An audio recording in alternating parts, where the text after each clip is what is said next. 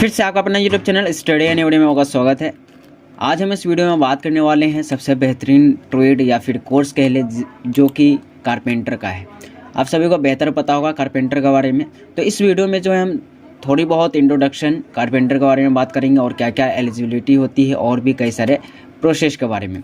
तो जैसे कि आप सभी को पता है कि हम लगभग वीडियो में जो है बात करते हैं सबसे पहले कि ट्रेड में क्या है, किस चीज़ के बारे में है, ठीक है, उस ट्रेड में क्या क्या होता है और क्या चीज़ सिखाया जाता है उसके बारे में बात करेंगे।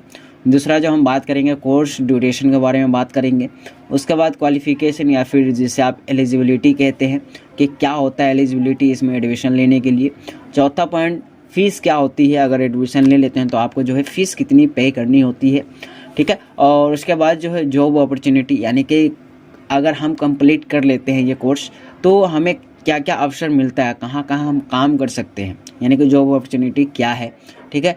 6 पॉइंट जो है सर्टिफिकेट के बारे में बात करेंगे। अगर हम कंप्लीट कर लेते हैं तो कौन से सर्टिफिकेट दिया जाएगा, ठीक है, उसके बारे में बात करेंगे। सैलरी कितनी होती है, अगर हमें जॉब मिल जाता है तो सैलरी कितना मिल सकता है इस ट्रेड के माध्यम से, ठीक है। 8वां जो है और भी कई सारे इसके जानकारी के बारे में बात करेंगे। तो वीडियो को जो है शुरू से लेकर अंत तक देखना है। अगर अभी तक हमारे चैनल को सब्सक्राइब नहीं किए हैं तो सब्सक्राइब कर दे, साथ के साथ बेल आइकन भी दबा दे जिससे नोटिफिकेशन आपको बी ऑन टाइम मिल जाए।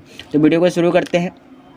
पहला पॉइंट यही है कि कारपेंटर क्या है, ठीक है। कारपेंटर के बारे में आप सभी को बेहतर पता होगा, उसके बारे में और मैं डिटेल से मैं बता दूं तो कारपेंटर जो है ये ITI का एक ऐसा ट्रेड, वोकेशनली ट्रेड है जिसके अंतर्गत जो है लकड़ियों को कटिंग, पॉलिश करना, फिटिंग, फर्नीचर मेकिंग, ये सब चीज़ सिखाया जाता है, ठीक है। और इन कामों में जो है कौन कौन से इंस्ट्रूमेंट, यानी कि कौन कौन से औजार का इस्तेमाल कैसे किया जाता है और कहाँ पे किया जाता है, किस तरह से किया जाता है, उसके बारे में डिटेल से वो बताते हैं और सिखाते हैं। और आप सभी को ये भी पता होगा कि वर्तमान समय में जो है बहुत सारे आधुनिक मशीनों का प्रयोग किया जाता है, तो उसको जो है कैसे चलाया जाता है, कैसे क्या है, उसका काम क्या होता है, और भी कई सारे आधुनिक मशीन के बारे में भी बताया जाता है।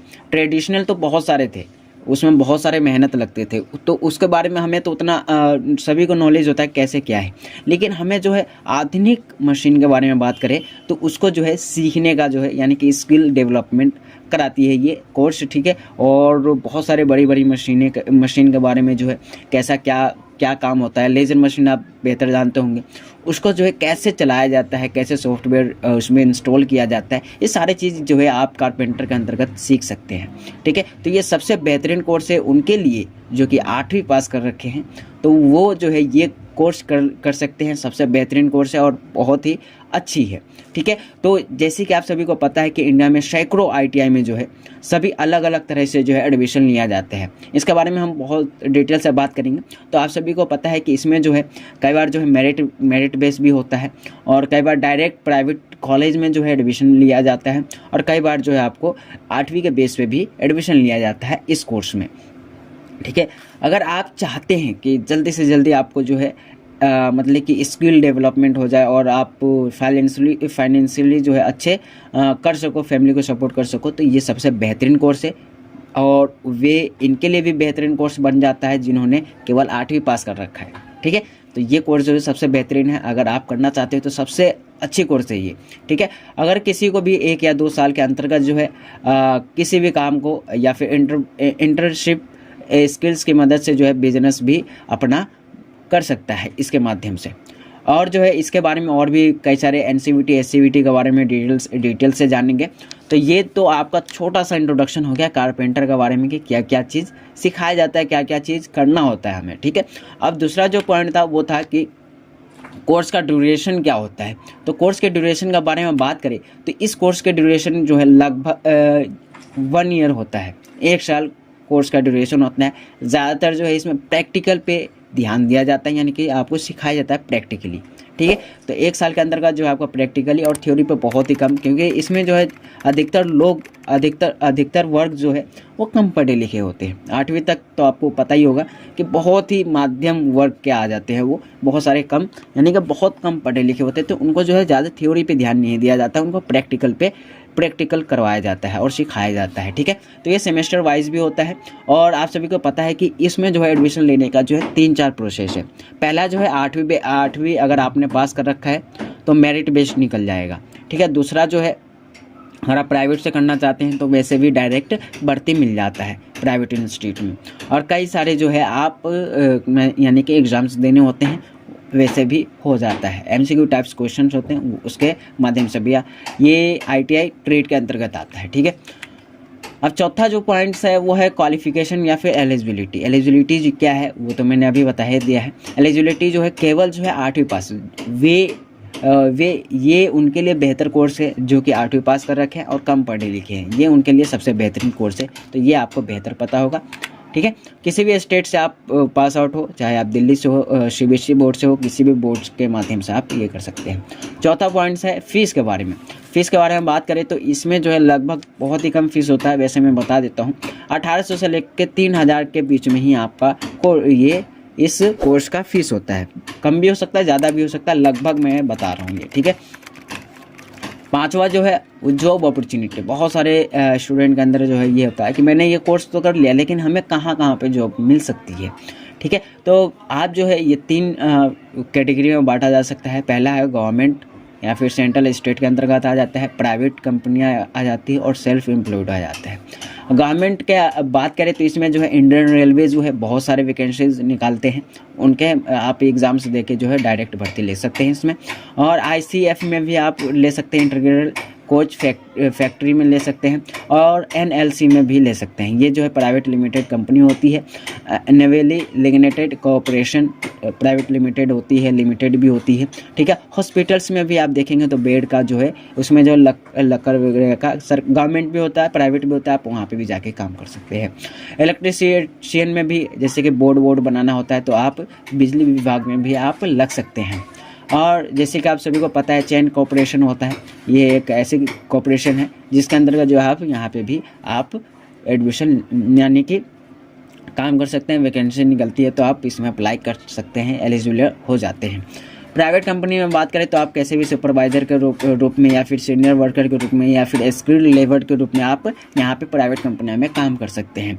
वहाँ पे बहुत सारे कंपनियाँ जो है हायर करती है, प्राइवेट कंपनियाँ हायर करती है और उनको जो है अच्छा खासा मतलब कि सैलरी देते हैं। सेल्फ एम्प्लॉयड आप बन जाते हैं, अगर आप सीख जाते हैं तो आप खुद का भी काम कर सकते हैं, ठीक है। तो ये तो हो गया आपका जॉब अपॉर्चुनिटी के बारे में। और छठा जो होता है वो सर्टिफिकेट के बारे में होता है कि हम एडमिशन लेते हैं तो किस में एडमिशन लें, SCVT में ले या फिर NCVT में ले। आप सभी को बेहतर पता होगा कि NCVT यानी कि नेशनल लेवल पे तो उसका अलग ही क्रेज होगा, यानी कि वो जो है सबसे बेहतरीन हो जाता है। और SCVT स्टेट के रूप में होता है। और जितनी भी गवर्नमेंट जो भी वैकेंसीज निकलती है वो ज़्यादातर जो है NCVT ही होती है। अगर स्टेट लेवल पर होगा तो वो SCVT ही मांगते हैं। तो अगर सर्टिफिकेट के बारे में बात करें तो अगर आपको एडमिशन मिलता है NCVT में तो NCVT मिले, अगर नहीं मिलता है, उसमें नहीं आता है तो SCVT भी कर सकते हैं आप। सेल्फ एम्प्लॉयड या फिर अपना काम करने के लिए जो है SCVT काम आएगा। प्राइवेट कंपनियों में काम करने के लिए SCVT काम आ जाता है, कोई ज़रूरी नहीं होता है NCVT केवल उसके लिए हो जाता है जो जैसे कि गवर्नमेंट वर्कर हो या फिर गवर्नमेंट वैकेंसियाँ निकलती है तो वहाँ पे ये NCVT वाला सर्टिफिकेट काम आता है। तो आप इन दोनों में से कोई सा भी कर सकते हैं, ठीक है। तो ये आपको बेहतर पता चल गया होगा। अब सैलरी के बारे में बात कर लेते हैं कि मान लेते हैं हम कोर्स तो कर लिए, लेकिन हमें जो है प्राइवेट कंपनियां, सरकारी गवर्नमेंट किस तरह से जो है कैसे सैलरी देती है। तो शुरुआती दौर में जो है 18 से लेकर 25,000 के बीच में दे देते हैं, ज़्यादा भी हो सकता है। और ये जो है ज़्यादातर डिपेंड करता है उसका काम के ऊपर कि वो काम कैसा जानता है, किस तरह से करते हैं, वो उसके हिसाब से भी दिया जाता है। कई जो अच्छा स्किल्ड होता है उसको तो एक दिन में ही 2-3 हज़ार रुपये दे देते हैं, 2500 रुपये दे देते हैं, 1200 रुपये, 1500 रुपये, एक दिन का तैयारी बन जाता है। तो आप उसके आधार पर जो है आप अनुमान लगा सकते हैं आप किस तरह से जो है आप अपने को स्किल्ड करते हैं, ठीक है।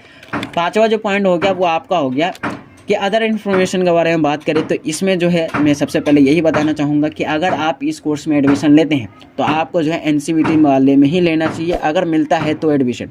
अगर गवर्नमेंट में जाना चाहते हैं, हम ज़्यादा पढ़े लिखे हैं तो NCVT वाले में एडमिशन लें, और प्राइवेट सेक्टर में जाना चाहते हैं तो SCVT भी चलता है, ऑल ओवर कहीं भी आप कर सकते हैं, ठीक है।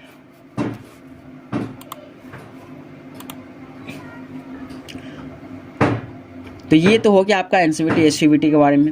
और इसके और इन्फॉर्मेशन अदर इन्फॉर्मेशन दे दूं, अगर आप इसमें एडमिशन ले लेते हैं तो आपको जो है स्कॉलरशिप भी दिया जाता है। स्कॉलरशिप दिया जाता है अगर आप अदर स्टेट से बिलोंग करते हैं तो आपको जो है NSP होता है, यानी कि नेशनल स्कॉलरशिप पोर्टल होता है, उसके माध्यम से जो है आप स्कॉलरशिप भर सकते हैं। और दूसरा जो है जो दिल्ली से बिलोंग करते हैं और दिल्ली में एडमिशन ले सकते हैं, दिल्ली ITI में एडमिशन ले रखे हैं, तो उसके लिए जो है E-डिस्ट्रिक्ट साइट आती है, आप वहाँ से अप्लाई कर सकते हैं। या फिर अदर स्टेट के भी ऑफिशियल वेबसाइट होता है, आप वहाँ से जो है स्कॉलरशिप के लिए अप्लाई कर सकते हैं और अच्छा खासा आपको स्कॉलरशिप भी मिल जाता है इस कोर्स के अंतर्गत। स्कॉलरशिप जो है ज़्यादातर जो है 15, 20, 25, 30 हज़ार से ऊपर ही मिलता है इस कोर्स के अंतर्गत। जितना आपका परसेंटेज होता है उसके बेस पे दिया जाता है।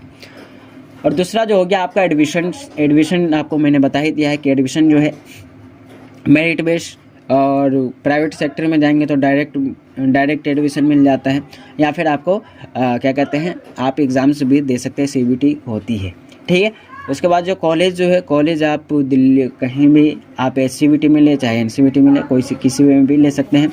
और चौथा जो है वो है आपको चैनल को सब्सक्राइब करना है। अगर ये इस वीडियो से जो आपको हेल्प मिला हो या फिर आपको कुछ अच्छी तरह से जो है जानकारी मिला हो तो आपको जो है हमारे चैनल को सब्सक्राइब करना है और अपने दोस्तों तक भी फैलाना है, यानी कि भेज देना है।